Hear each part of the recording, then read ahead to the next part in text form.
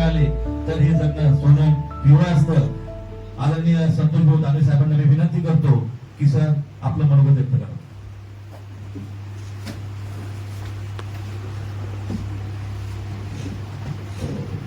आज आपल्या भोकरदन नगरीमध्ये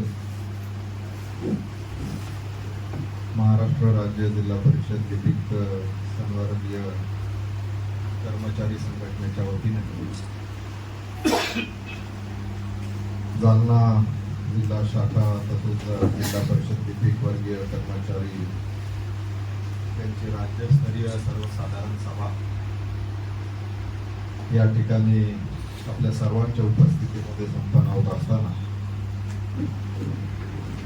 या सभेला आवर्जून उपस्थित असलेले आपल्या या संघटनेचे राज्याचे अध्यक्ष सागरजी बाबर,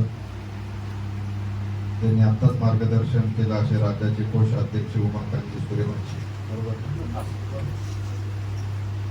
त्या ठिकाणी मंचावर उपस्थित असलेले पंकजी दुलाने असतील, त्याचबरोबर हेमंत रोडे साहेब असतील, संजयजी चव्हाण, इतर आपले सर्व संघटनेचे मान्यवर, या ठिकाणी जमलेल्या सर्व संघटनेतील कर्मचारी बंधूंनी भगिनी, सर्वात प्रथम आपण ही सभा भोकरदनला घेतली त्याबद्दल तुमचं या ठिकाणी तालुक्याच्या वतीने सगळ्यांचं मनापासून स्वागत करतो.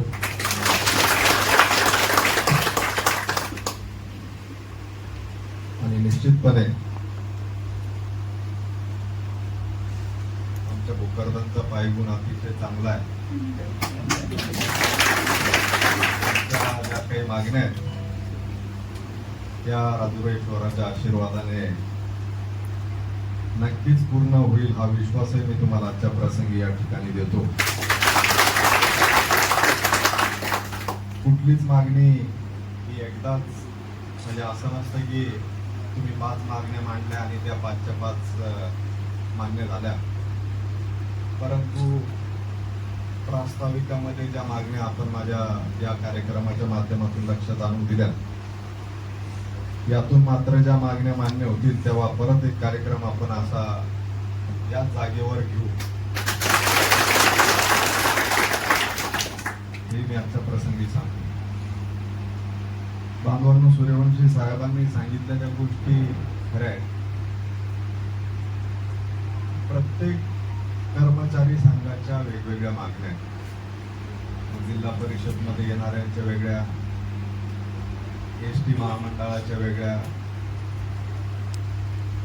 मग ग्रामसेवक संघटनेच्या वेगळ्या, तलाठी संघटनेच्या वेगळ्या, मग त्यानंतर विविध संघटना, मग आता अलीकडच्या काळात संगणक परिचालक असतील, आशा वर्कर्स असतील, अंगणवाडी सेविका, उमेद, प्रत्येक संघटना ही, एकदा तर आम्ही आमदारही म्हटलो होतो विधानसभेमध्ये की आमच्या पगारी वाढवा म्हणून.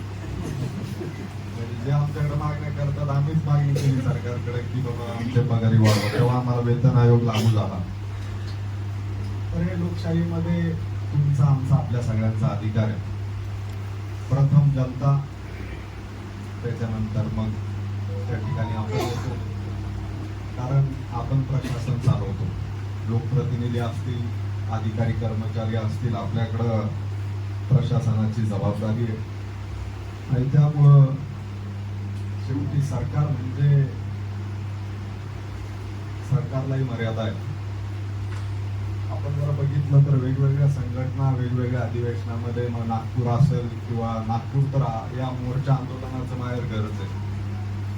प्रत्येक दिवशी आम्ही जेव्हा भेटी देतो तर लोकशाही पद्धतीने उपोषण असेल, मोर्चा असेल, आंदोलन असेल, या माध्यमातून समाज बांधव किंवा कर्मचारी वृंद त्या ठिकाणी आपल्या मागण्यासाठी त्या ठिकाणी येतात. परंतु आपण जर मागच्या 10 वर्षातला विचार केला तर याचं प्रमाण वाढलेलं आहे. प्रमाण कधी वाढतं तर पूर्वीचा काळ आपण बघितला पाहिजे, 2014 पूर्वीचा. मी संतोष दानवे मित्र मंडळाची पहिली शाखा काढली होती 2006. म्हणजे आता पुढच्या वर्षी 20 वर्ष होतील मला सुद्धा राजकारणात येऊन.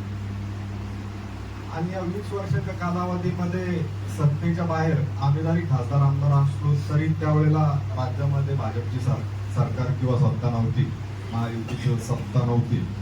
तर ते कालावधीत आम्ही बघितलं कोणी कर्मचाऱ्यांनी आंदोलनं केले, मागण्यांसाठी मोर्चे काढले, शेतकऱ्यांनी काढले की त्यांच्यावर केसेस व्हायच्या, गुन्हे दाखल व्हायचे, त्यानंतर लाठीचार्ज व्हायचा.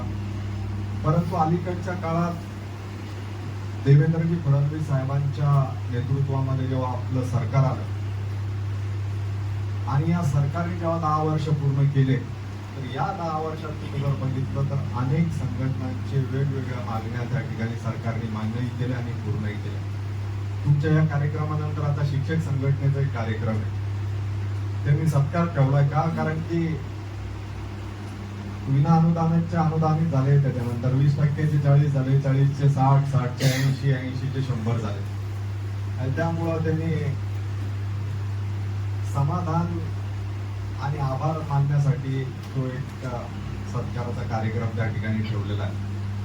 त्याच पद्धतीने तुमच्या ज्या या मागण्या सूर्यवंशी साहेबांनी या ठिकाणी माझ्या समोर ठेवल्या किंवा मी आणि आपले अध्यक्ष बाबर साहेब सकाळी त्यांनी सविस्तर आपल्या मागण्या माझ्या समोर ठेवल्या. 13तले 14 आपलं वर्गीकरण करण्यासाठी आता जे काही समिती स्थापन झाली होती 2022-23 मध्ये, त्या समितीने जो अहवाल दिला आणि जे तुम्हाला अधीक्षक म्हणून त्या ठिकाणी आता एका जागेवर यायचंय आणि त्याच्यातून या नवीन वेतन जे लागू होणार आहे त्याच्यापूर्वी हे सगळी प्रक्रिया व्हायला पाहिजेत अशी त्यांची जी माफक अपेक्षा आहे. जयकुमारजी गोरे साहेबांकडं बैठकाही झाल्यात मला वाटतं तुमच्या 2 आणि त्याच्यातून सकारात्मक प्रतिसादही त्यांनी दिला. हा विषय वित्त विभागाकडे जातो. त्या वित्त विभागामध्ये अजितदादांशी चर्चा करून काय यातून चांगलं घडलं त्यासाठी निश्चितपणे आपण प्रयत्न करू. आणि साहेबांनी जे सांगितलं की 2017 मध्ये जे काही तेव्हापासून ना 14 पासून छत्रपती संभाजीनगर विभागाने स्पर्धा परीक्षा घेतली नाही. ती परीक्षा घेण्यासाठी आपण निश्चितपणे मराठवाड्यात मला वाटतं त्याच्यामध्ये मागे आणि इतर विभागांच्या परीक्षा झाल्या, तर याही परीक्षा घेण्यासाठीची कारवाई आपण सरकार दरबारी मांडून ती निश्चितपणे त्यांनी म्हटलं तसं फार असे आउट ऑफ दी स्कोप मुद्दे नाही आहेत, परंतु त्याचा पाठपुरावा असेल किंवा एकत्र आल्याने तुम्ही आता जसे एका जागेवर आले, एकत्र आल्याने निश्चितपणे त्या ठिकाणी एक दबाव असतो आणि त्या प्रेशरमध्ये काही निर्णय घ्यावा लागत असतात. तर आजच्या या तुमच्या संघटित झाल्याने त्या गोष्टी निश्चितपणे त्याला दिशा मिळेल आणि मार्ग निघेल असं मला आजच्या प्रसंगी निश्चितपणे वाटतं. ते मी जे सांगितलं ते की बाबा लिपिकांच्या पदोन्नतीतील टप्पा कमी करणे, त्याचबरोबर 4थ्या वेतन आयोगापासून प्रलंबित असलेली वेतन त्रुटी दूर करणे, याचबरोबर आपण केलेल्या मागणीमध्ये सहगट विकास अधिकारी पदोन्नतीसाठी 15% 40% मर्यादा वाढवून देणे, अशा सेवांतर्गत संगणक परीक्षा उत्तीर्ण होण्यासाठी वय मर्यादा कमी करणे, बदलीमध्ये 3 वर्षाचा कालावधी कमी करणे जे सूर्यवंशी साहेबांनी सांगितलं.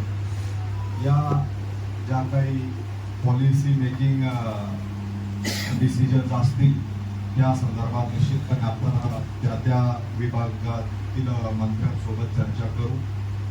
त्यामध्ये आम्ही जे काही लोकप्रतिनिधी असू ते नक्कीच यामध्ये त्या ठिकाणी विधानसभेत असो किंवा आमच्या मंत्र्यांच्या समोर हे विषय मांडून तुमच्या संघटनेला कसा न्याय देता येईल यासाठी पुरेपूर प्रयत्न निश्चितपणे त्या ठिकाणी करू. हा विश्वास मी आजच्या प्रसंगी आपल्या सर्वांना करत असताना इथं उपस्थित आता बाबासाहेब शिराळ्याचे सूर्यवंशी साहेब, तुम्ही पुण्याचे आहात, धाराशिव, तर आपापल्या भागातील लोकप्रतिनिधींसमोर सुद्धा तुम्ही हा विषय जर घेतला तर आम्ही सुद्धा अनेक लोकप्रतिनिधींनी मिळून जरा ही मागणी तुमच्या ज्या काही वेगवेगळ्या विविध मागण्या आहेत या जरा निश्चितपणे सरकारसमोर ठेवल्या तर लवकरात लवकर त्याला गती मिळेल असं मला आजच्या प्रसंगी वाटलं. काही गोष्टी मी अध्यक्षांनाही सांगितलं की आपण ह्या ज्या काही आपल्या प्रमुख मागण्या आहेत या संदर्भात स्वतःहून तुमच्या संघटनेचे काही कर्मचारी घेऊन अजितदादांची भेट त्या ठिकाणी घेतली पाहिजे, जेणेकरून तुमचा हे जे काही वेतन लागू होणार आहे त्यापूर्वी काही निर्णय तुम्हाला जे अपेक्षित आहे ते निश्चितपणे त्या ठिकाणी होतील. मी सन्मान्य जयकुमारजी गोरे साहेबांसोबतही आता पुढच्या आठवड्यामध्ये या विषयामध्ये चर्चा करतो आणि सकारात्मकरित्या आपण कसं पुढं त्याला फास्ट ट्रॅकवर घेऊन वित्त विभागाकडे तुमचा हा आलेल्या अहवालाचा प्रस्ताव पाठवता येईल या संदर्भातली कारवाई आपण येणाऱ्या कालावधीमध्ये नक्कीच त्या ठिकाणी करू, हे मी आजच्या प्रसंगी या ठिकाणी सांगतो. आणि फार न बोलता खरं तर हा तुमचा आता मला वाटतं बराच वेळ चालणारा कार्यक्रम आहे. हा माझ्या नियोजनात नव्हता, परंतु आमचे लोकलचे आता पंचायत समितीचे कर्मचारी अधिकारी त्यांनी मला काल आयत्या वेळेला सांगितलं की असा कार्यक्रम तुम्ही या. योगायोगाने मी भोकरदनमध्ये असल्यामुळे मला आपल्यामध्ये सहभागी होता आलं. आपल्या सर्वांचे आभार मानतो आणि त्या ठिकाणी आपलं सरकार हे पॉझिटिव्ह आहे, कर्मचाऱ्यांच्या बाबतीत पॉझिटिव्ह आहे. वेगवेगळे निर्णय आपल्या सरकारने निश्चितपणे त्या ठिकाणी घेतलेले, मग अनेक असंख्य निर्णय त्या ठिकाणी घेऊन कर्मचारी संघटना असतील किंवा विविध संघटनांना न्याय देण्याचं काम त्या ठिकाणी केलेलं आहे.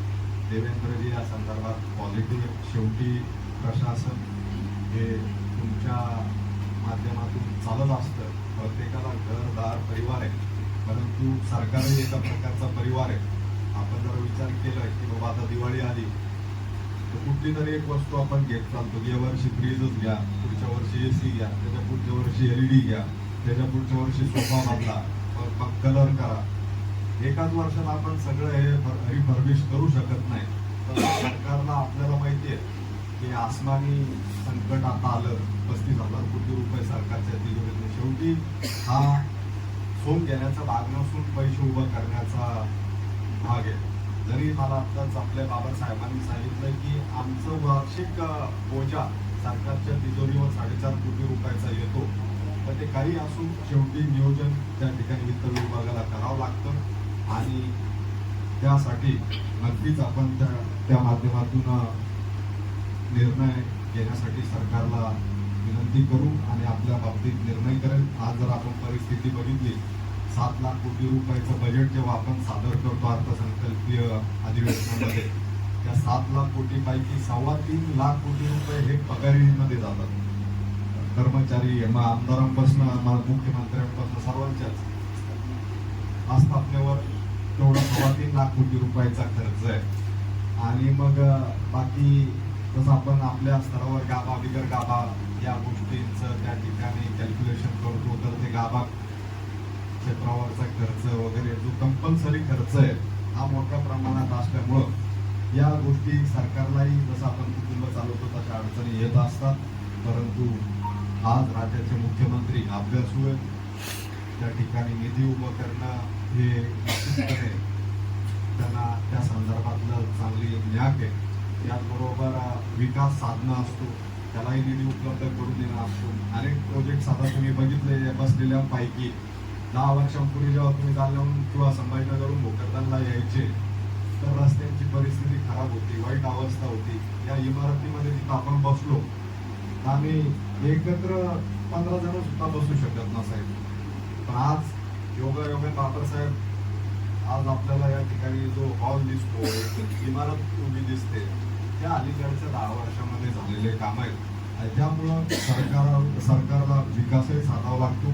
शेतकऱ्यांच्या अशा आलेल्या आसमानी जे संकट आहे, जसं आता पूर परिस्थिती निर्माण झाली होती त्याच्यावरही मात करावी लागते. आणि हा अनप्लॅन्ड प्रकार आहे जो काही आता निधीचं नियोजन करायचं. जर अतिवृष्टी झाली नसती तर 35,000 कोटी रुपये लायबिलिटी आली नसते. तर त्यामुळं निश्चितपणे या सगळ्या गोष्टी करत असताना तुम्हालाही न्याय मिळेल हे मी आजच्या प्रसंगी विश्वासाने त्या ठिकाणी सांगतो.